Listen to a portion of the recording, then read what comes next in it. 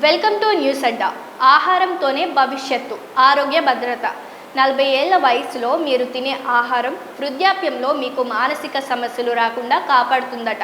ఆరోగ్యకరమైన భోజనం తీసుకోవడం వల్ల జ్ఞాపక శక్తి, ఆలోచన సామర్థ్యం మెరుగుపడతాయట. మధ్య వయసు 40 నుంచి 50 ఏళ్లలో పండ్లు, కూరగాయలు, తృణధాన్యాలు, చేపలను ఎక్కువగా తిన్నవారిలో జ్ఞాపక శక్తి క్షీణత తక్కువగా ఉన్నట్లు గుర్తించారు. భవిష్యత్తులో డెమెన్షియా, అల్జీమర్స్ లాంటి సమస్యలు వచ్చే అవకాశం ఉంటుందని చెబుతున్నారు. ఒక మనిషి జీవితంలో మధ్య వయస్సు అనేది కీలకమైన దశ.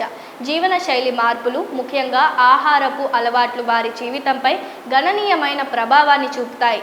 ఈ దశలో తీసుకునే ఆహారం వారి మెదడు సామర్థ్యాన్ని మెరుగుపరచడంలో సహాయపడుతుంది. మెదడు ఆరోగ్యంలోనూ ఆహారం ప్రత్యక్ష పాత్ర పోషిస్తుందని పరిశోధకులు చెబుతున్నారు.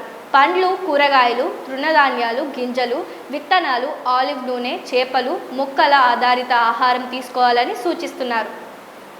మెదడులోని నరాల అనుసంధాన్ని సమతుల ఆహారం ప్రభావితం చేస్తుందట. ఈ వయసులో పోషకాహారం లోపిస్తే భవిష్యత్తులో డిమెన్షియా, అల్జీమర్స్ వచ్చే అవకాశం 20% ఎక్కువగా ఉంటుందని పరిశోధకులు చెప్తున్నారు. అదే సమయంలో రెడ్ మీట్, ప్రాసెస్ చేసిన ఆహారం, శుద్ధి చేసిన కార్బోహైడ్రేట్లు, చక్కెర పానీయాల వినియోగాన్ని తగ్గించాలని అంటున్నారు. రక్తంలో చక్కెర స్థాయిలు పెరిగితే మెదడులోని హిప్పోకాంపస్ కుంచుకుపోయే ప్రమాదం ఉంటుంది.